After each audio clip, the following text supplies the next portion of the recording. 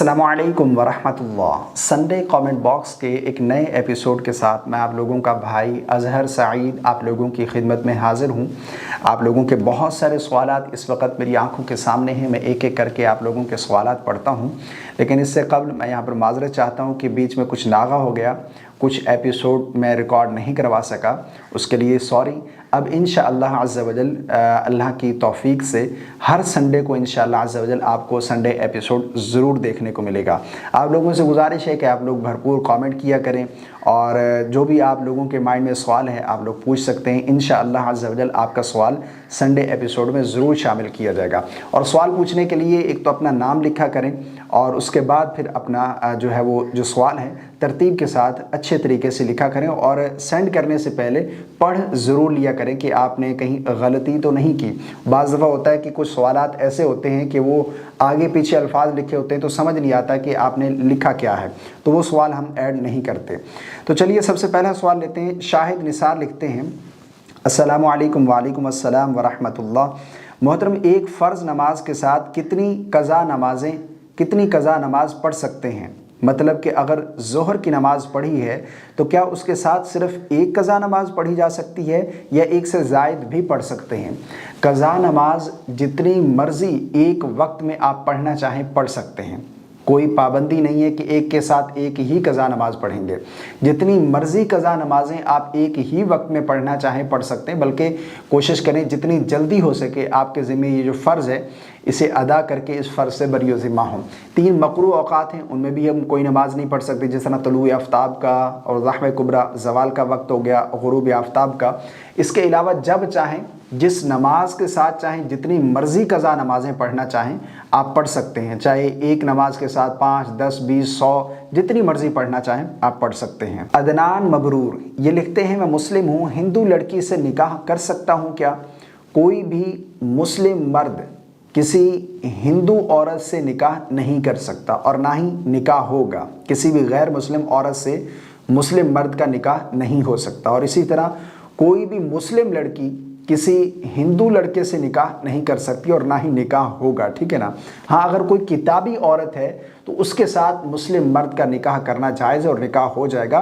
लेकिन अगर कोई मुस्लिम औरत है तो वो मुस्लिम किताबी मर्द के साथ निकाह नहीं कर सकती। जस्ट मुस्लिम मर्द किसी किताबी औरत के साथ निकाह कर सकता है, अदरवाइज़ इसके अलावा किसी गैर मुस्लिम के साथ मुस्लिम मर्द का निकाह करना या मुस्लिम औरत का जो है वो किसी गैर मुस्लिम मर्द से निकाह करना ये जायज़ नहीं है और ना ही निकाह होगा। आजकल इंडिया में ये बहुत ज़्यादा हो रहा है, बहुत सारे वाक़यात इस तरह के सामने आ रहे हैं कि वहाँ पर मुस्लिम बेटियाँ जो हैं वो गैर मुस्लिम यानी हिंदू लड़के से शादी कर रही हैं और मुस्लिम लड़के जो है वो हिंदू लड़कियों से शादी कर रहे हैं, जबकि ये बिल्कुल गलत है और इस तरह निकाह नहीं होता। अगला सवाल यूसुफ लिखते हैं, मैं बहुत दिन से बहुत परेशान हूँ, प्लीज़ आपसे हाथ जोड़कर गुजारिश है कि आप हमारे लिए दुआ करें, मेरी परेशानी ख़त्म हो जाए, आपकी मेहरबानी होगी। आपको हाथ जोड़ने की ज़रूरत नहीं है भाई, अल्लाह से दुआ करते हैं, बल्कि मैं अपने देखने वालों से भी कहूँगा कि इनके लिए दुआ करें, अल्लाह रब्बुल आलमीन इनकी परेशानी दूर फरमाए।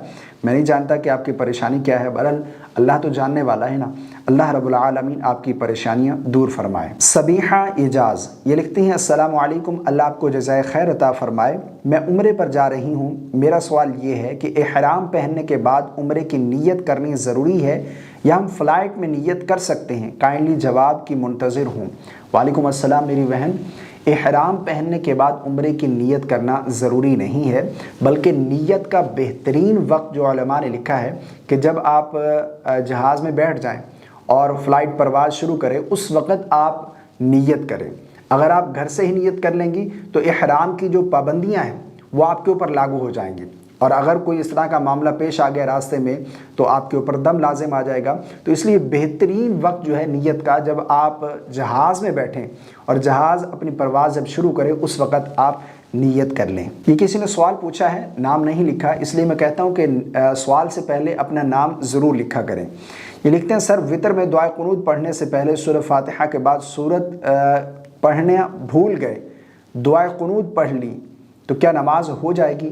वितर की तीसरी रकात में सूरह फातिहा के साथ सूरत मिलाना भी ज़रूरी है।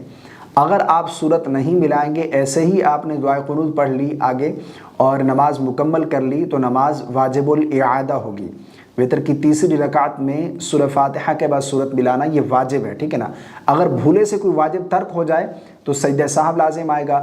اگر آپ کو سجدے تک پہنچ گئے، آپ کو معلوم نہیں تھا، اب آپ جو ہے اپنی نماز کو کنٹینیو رکھیں گے اور آخر میں سجدہ سہو کریں گے، ٹھیک ہے نا۔ سجدہ سہو آپ کے اوپر لازم آئے گا۔ اگر سجدہ سہو کر لیتے تو نماز درست ہو جاتی۔ اب جو ہے یہ نماز واجب الاعادہ ہوگی اگر آپ نے سجدہ سہو نہیں کیا۔ اشرف رضا یہ لکھتے ہیں السلام علیکم حضرت، میرا یہ سوال ہے کہ خواتین فاتحہ کر سکتی ہیں یا نہیں؟ کچھ لوگوں کا کہنا ہے کہ نہیں کر سکتی، کیا آپ بتا سکتے ہیں؟ دیکھیں، ایصال ثواب عورت بھی کر سکتی ہے، ٹھیک ہے نا۔ اگر کوئی خاتون ایصال ثواب کرنا چاہتی ہے، اپنے والدین کو، اپنے بہن بھائی کو، کسی کو بھی ایصال ثواب کرنا چاہتی ہے تو عورت بھی ایصال ثواب کر سکتی ہے، ٹھیک ہے نا۔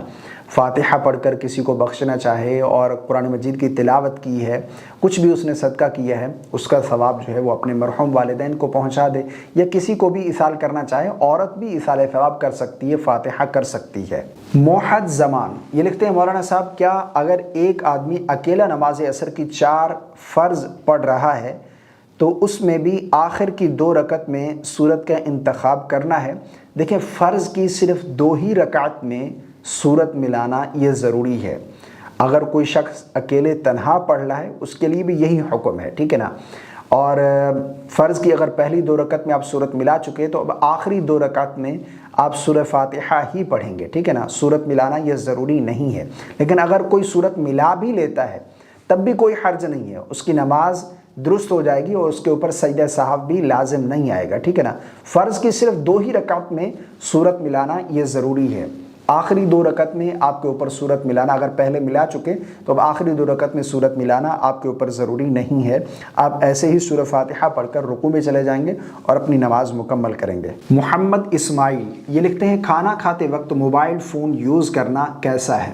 اگر کوئی ضروری فون کال آ گئی ہے آپ سن سکتے ہیں، کوئی حرج والی بات نہیں ہے۔ اسی طرح اگر کوئی میسج ہے، ایمرجنسی ہے تو آپ تھوڑی بہت بات چیت کر لیں، لیکن فضول موبائل کا استعمال کرنا، جس طرح بعض لوگ جو ہے وہ کھانا بھی کھا رہے ہوتے ہیں اور ادھر سے جو ہے وہ ریلز دیکھ رہے ہیں، ٹک ٹاک دیکھ رہے ہیں، تو یہ بالکل غلط ہے، یہ کھانے کے آداب میں سے نہیں ہے، ٹھیک ہے نا۔ ہاں، اگر کوئی ضروری بات، بعض لوگ یہ بھی سمجھتے ہیں کہ کھانا کھاتے وقت خاموش رہنا یہ سنت ہے، یہ بالکل غلط ہے۔ خاموش رہنا سنت نہیں ہے۔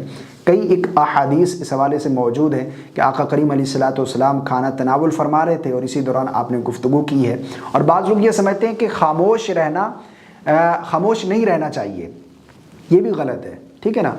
خاموش نہیں رہنا چاہیے، بات چیت کرنی چاہیے، کیونکہ خاموش رہنا یہ آتش پرست جو تھے ان کا طریقہ کار تھا، وہ کھاتے وقت خاموش رہتے تھے۔ دیکھیں، وہ آتش پرست جو ہے نا، مجوسی، وہ کھاتے ہوئے خاموش رہنے کو عبادت سمجھتے تھے، ٹھیک ہے نا۔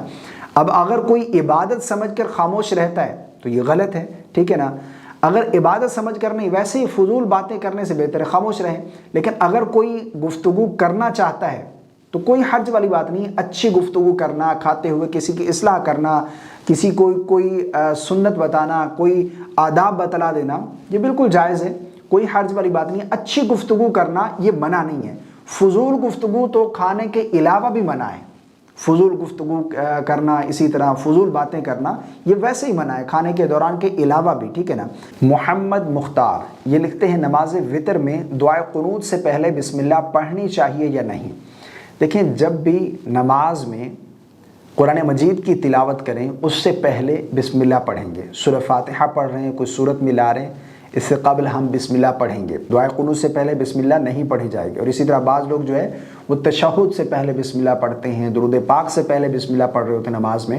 تو نماز میں صرف جب آپ سورہ فاتحہ پڑھیں گے اور کوئی سورت ملائیں گے اس سے پہلے بسم اللہ پڑھنا یہ سنت ہے۔ اس کے علاوہ نماز میں کہیں بھی، نہ رکوع میں، نہ سجدے میں، نہ قعدہ میں، تشہد سے پہلے، درود سے پہلے، دعا قنوت سے پہلے بسم اللہ نہیں پڑھیں گے۔ تبسم فردوس یہ لکھتی ہیں کہ کنواری لڑکیاں میک اپ کر سکتی ہیں، ہاتھوں میں مہندی لگا سکتی ہیں، رہنمائی فرمائیں۔ گھر میں رہتے ہوئے کنواری لڑکیوں کا سجنا سنورنا، مہندی لگانا یہ بالکل جائز ہے۔ اگر باہر کہیں فنکشن میں جا رہی ہیں، کسی شادی میں جا رہی ہیں، وہاں پر اگر پردے کا انتظام ہے، یعنی مرد و عورت الگ الگ ہوتے ہیں، عورتوں میں مرد نہیں آتے، تو وہاں پر بھی وہ جا سکتی ہیں سج سنور کر۔ لیکن اس طرح ہوتا نہیں ہے۔ آج کل جو فنکشن ہوتے ہیں یا جو شادی ہال ہوتے ہیں، وہاں پر مرد و زن ایک ہی ہال بک کیا ہوتا ہے، یعنی مرد بھی وہیں پر ہیں، عورتیں بھی وہیں پر ہیں، تو وہاں پر بے پردگی ہوتی ہے، تو اس سے کئی خرابیاں جو ہیں وہ پیدا ہوتی ہیں۔ تو اس طرح عورت کا سج سنور کر ایسے فنکشن میں جانا، ایسی جگہ میں جانا جہاں پر نہ محرم ہو، تو یہ بالکل جائز نہیں ہے، اس سے بچنا چاہیے۔ گھر کے اندر اگر کوئی پرائیویٹ پارٹی ہے یا پھر کوئی فنکشن ہے، خواتین کنواری ہیں، کنواری بچیاں بھی سج سنور کر جو ہے وہ آ سکتی ہیں، اس میں کوئی حرج والی بات نہیں ہے۔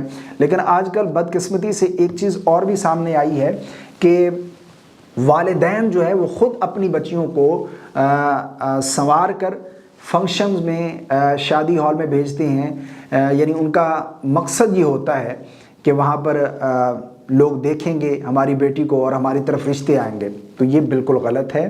یہ تو سمجھ لیں کہ آپ کا اللہ پر توکل ہی نہیں ہے۔